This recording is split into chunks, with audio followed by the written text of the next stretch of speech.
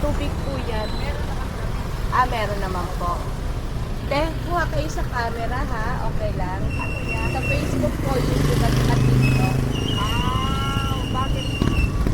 Anong ginagawa niyo po?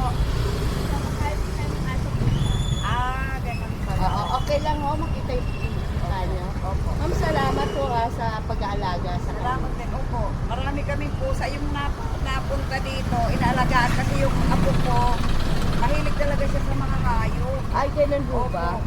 Aso po. So, marami kami dito.